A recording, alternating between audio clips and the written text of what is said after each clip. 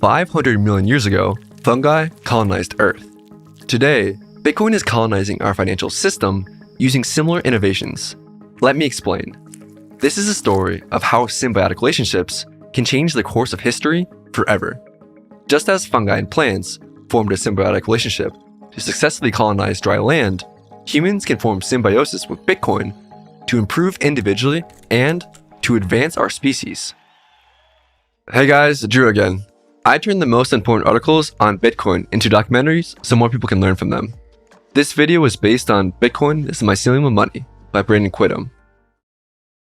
Bootstrapping life on Terra Incognita.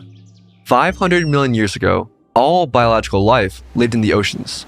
Dry land as we know it was a sterile, volcanic wasteland devoid of life. That is, until plants and fungi formed a fateful partnership that changed the course of history forever. This symbiotic partnership created a cascade of evolutionary forces leading to the creation of all terrestrial life, including Homo sapiens. Fast forward to modernity. Humans now organize around network-based technologies, such as the internet and Bitcoin, which are reincarnations of the ancient mycelial archetype out of which we emerged. Take a deep breath. Life is amazing. Okay, so how did we get here? Like human settlers, organisms colonizing new territory are most vulnerable in the early days. In order for fungi to colonize dry land, they needed to secure a reliable food source. Fungi effectively domesticated photosynthesis machines, or algae, to harness a self-sustaining food source. We can think of these algae as little solar panels bolted onto fungal networks, which made colonizing virgin dry land possible. Soon after getting established, the fungi began digesting the volcanic rock upon which they sat. This ultimately liberated valuable nutrients which were then traded with other fungi, algae, bacteria, etc. Together, these early settlers bootstrapped life on dry land. Let's see how this compares to Bitcoin. How Satoshi bootstrapped embryonic Bitcoin. In order to colonize the internet, or terra incognita, with a new form of money, Satoshi needed to form a symbiotic partnership. Fortunately, he found the perfect partnership and made a series of wise decisions that maximized Bitcoin's chance of survival during the bootstrapping phase. How Satoshi partnered with the algae to bootstrap Bitcoin's life on the internet. High early issuance rate disproportionately rewarded early adopters. The early issuance rate might have even been too aggressive. Launched on the cryptography mailing list. If anyone could incubate Bitcoin, it was the cypherpunks on that email list. Timing the launch of Bitcoin during the 2008-09 financial crisis. Was this just blind luck? Satoshi's message in the Genesis block, Chancellor on the second brink of bailout, or a rallying cry to gain ideologically motivated supporters. Mutualism or parasitism, examining the cypherpunk Satoshi symbiosis. Were the algae complicit in the fungal partnership, or mutualism, or were the fungi taking advantage of the algae's ability to make the food at the expense of the algae, or parasitism? It appears to be mutualism. The algae may have been initially kidnapped, but in exchange for photosynthesizing, they gained a mycelial security system and the opportunity to colonize a new niche. Were the cypherpunks complicit, and did they benefit in the partnership, or mutualism? Or did Satoshi take advantage of the cypherpunks because he needed an initial distribution strategy, or parasitism? Most cypherpunks dismissed Bitcoin initially. However, a select few, most notably Hal Finney, jumped on board. Considering they were the first to learn about Bitcoin, they had a chance to acquire Bitcoin's native monetary units in exchange for the marginal electricity cost to mine them, or essentially nothing. With the advantage of hindsight, acquiring Bitcoin during the first few years would lead to wealth beyond measure. Evolution by natural selection. With the initial conditions of life on land set into motion, the fungal plant alliance can start welcoming new market participants or organisms to enter the ecosystem. Fungi interact with the world through chemistry. They secrete enzymes to externally digest their environments. Volcanic rock was the only restaurant in town. These early fungi liberated molecular resources by metabolizing the volcanic rock upon which they stood. This enabled a proto-economy made up of primitive fungi, plants, and bacteria. They traded essential molecules required for carbon-based life forms, carbon, nitrogen, oxygen, etc. Fungi were essentially turning rocks into fungible biology tokens. These biology tokens were then traded on top of mycelial rails, connecting all nearby life. Fungi both created the market and facilitated trade, leading to an explosion of biodiversity on dry land. Bitcoin enables a new economic paradigm.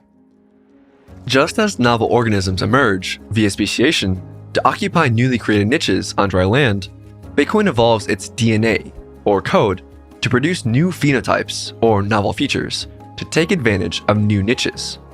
In other words, Bitcoin enables novel financial use cases that were not possible before.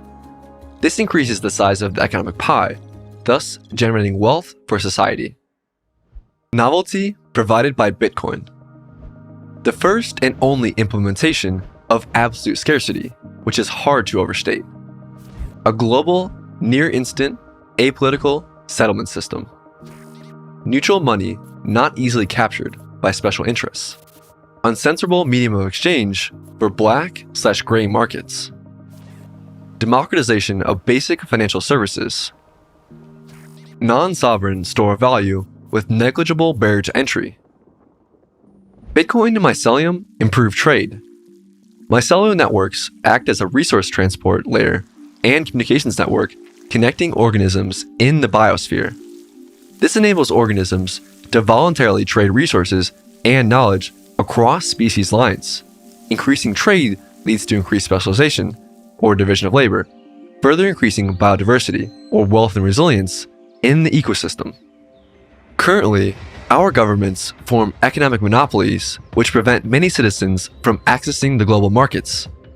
Think about all the unproductive human capital siloed in countries like Iran, Venezuela, and Argentina. Without access to a common economic language, or Bitcoin, many people are unable to participate in global trade.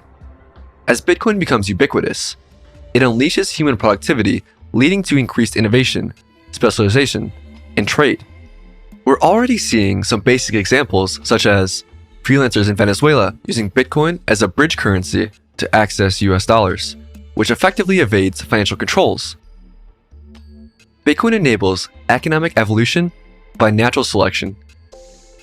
Darwinian evolution by natural selection is a biological engine designed to reward successful actors and eliminate unsuccessful actors. When the antelope gets eaten by the lion, it dies. No one bails out the antelope. Nature has skin in the game. This feedback loop is crucial. Individuals are fragile in order to ensure the system is anti-fragile. Market-based economics is an engine designed to seek more efficient uses of capital by rewarding successful ventures and punishing the unsuccessful. However, our current form of capitalism is more like cronyism, or as Travis Kling said, socialism for the rich. Instead of letting companies fail, we bail them out. This results in broken incentives, which create a moral hazard, making the entire system more fragile. Not to mention, disproportionately hurting the working class. Heads I win, tails you lose. A sound money system, like Bitcoin, improves this economic engine by tightening the feedback mechanism that rewards value creation and punishes failure. In a Bitcoin world, bailouts aren't really possible because monetary expansion is restrained by a fixed monetary base. Bitcoin ensures individual people/companies are fragile in order to ensure the economic system remains anti-fragile. In other words, Bitcoin increases economic skin in the game, which improves the feedback loop, leading to economic evolution by natural selection. Economic Darwinism for the win. Humans begin to settle down. One especially relevant fungal organism, known as Saccharomyces cerevisiae, otherwise known as brewer's yeast. Human agriculture appears to have begun around 11,500 years ago, although it might be much older. Interestingly, the first crops you cultivated were also the best grains for brewing beer. This begs the question, did we settle down for food/stability, or to brew more beer? Turns out, fermented drinks, beer, wine, etc., provided a safe way to stay hydrated, as water often contained pathogens that killed ancient man. Although we didn't know it at the time, humans formed symbiotic relationships with fungi in order to produce healthy drinking options, that saved many lives. Unbeknownst to most moderns, we still heavily rely on our fungal allies today. Without fungi, say goodbye to all beer, wine, chocolate, bread, and many medicines such as penicillin. Like ancient man partnered with fungi to survive, us moderns have a similar opportunity to partner with Bitcoin. Achieving symbiosis with Bitcoin. We've established how both fungi and Bitcoin symbiotically partner with other organisms to bootstrap life and build anti-fragile ecosystems. Now let's finish up by exploring how humans can partner with Bitcoin to improve individually and to advance our species. The real problem of humanity is the following. We have Paleolithic emotions, medieval institutions, and godlike technology. Money is the most important coordination mechanism for society, and our existing fiat system is driving our species off a cliff. Fiat money has appeared periodically throughout history. However, it's the exception, not the rule. Throughout most of history, humans coordinated around a free market for money, gold and silver mainly. Time to wake up from our fiat money coma. It all starts with individuals forming symbiosis with Bitcoin. Bitcoin was the best performing asset of the last decade. This created unimaginable wealth for early adopters. Besides financial gain, individuals also can benefit from Bitcoin in other ways. Interestingly, the values imbued into Bitcoin seem to rub off on its adherents. As a deflationary asset, Bitcoin teaches us to delay consumption today in order to reap greater benefits tomorrow, or a low time preference. In a world fulfilled with uncertainty, Bitcoin provides us something to be optimistic about. Rather than change our system from the inside, we can put our energy towards a parallel system.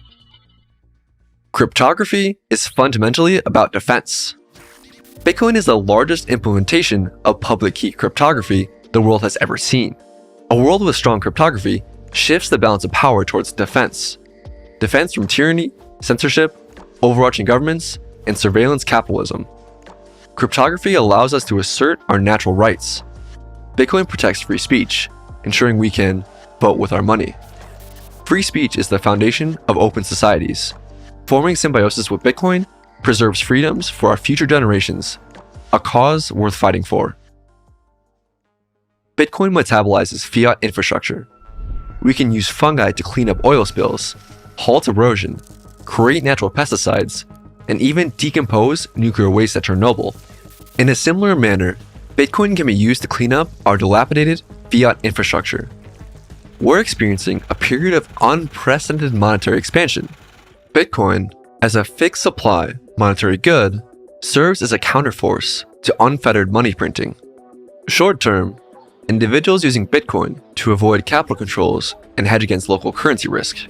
Long term, Bitcoin may force conservatism on central banks, starting with developing nations. In the richest country in the world, America, average people work for 40 years and never get ahead.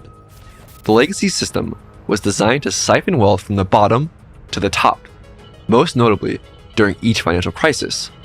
Since time is money, this forced wealth transfer system should be considered systemic time theft. Make no mistake about it, we should be radicalized by this. Every time you buy Bitcoin, you're selling dollars. It's time to join the peaceful revolution. Bitcoin wears risk on its sleeve. Rather than persist in an opaque financial system designed to enrich the few at the expense of the many, let's embrace a more transparent financial system. A system where risks are laid bare for all to see, rather than buried under bureaucracy and deception. Fiat money is an inorganic system similar to a monocrop industrial farm, centrally planned, susceptible to disease, unsustainable, and fragile. Fiat offers short-term price stability at the expense of long-term systemic risk. In other words, we don't account for the fat tail risks, such as banks blowing up or global pandemics. Both examples lead to wealth transfer, furthering wealth gaps. Bitcoin, on the other hand, is an organic system similar to an old-growth rainforest. Fierce competition, incremental growth, sustainable, and anti-fragile.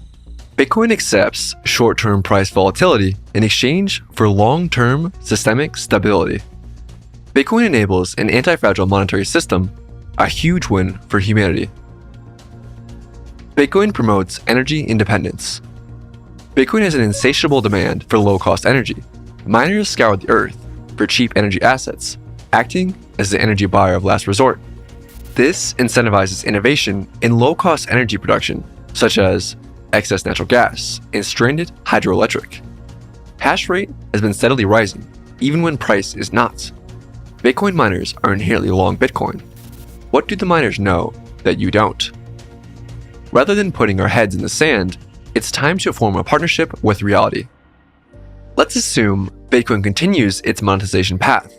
Eventually, Bitcoin mining becomes a matter of national security. Those countries who produce their own energy and mine Bitcoin will have further geopolitical advantage over countries reliant on importing energy. This creates another incentive for nations to secure local energy sources, whether from fossil fuels, nuclear plants, renewables, or otherwise.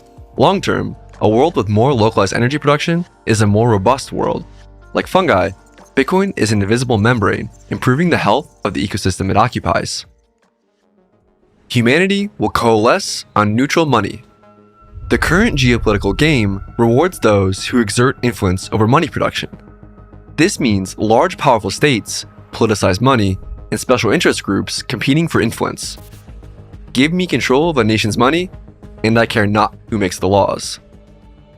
Instead, Bitcoin is a neutral money, a system designed to prevent special interests from exerting undue influence over the money. This creates a more fair game. But why would any government give up control of their printing press? In a post-dollar regime, nation-states won't agree on a new reserve currency. Logically, each state prefers to settle debts in their own currency. We're already seeing cracks in the dollar hegemony coming out of places like China, Russia, and Iran. Bitcoin is well suited for this problem. Bitcoin is fully auditable, hard-capped, and offers a final settlement quickly, the perfect neutral money for untrusting nation-states to settle debts. Under this light, Bitcoin is money for enemies. It's time to upgrade humanity by forming symbiosis with Bitcoin. Let's wrap up. The story of life on Earth can be summed up as success comes to those who form symbiotic relationships with network-based organisms, particularly fungi. As humble apes, it's our duty to form a symbiotic relationship with Bitcoin. We must strive to understand this phenomenon so that we may shepherd her through her adolescence. Just like fungi colonizing dry land was the catalyst for biological evolution on Terra, Bitcoin is a catalyst for human evolution. Let's embrace Bitcoin or suffer the fate of the dinosaurs.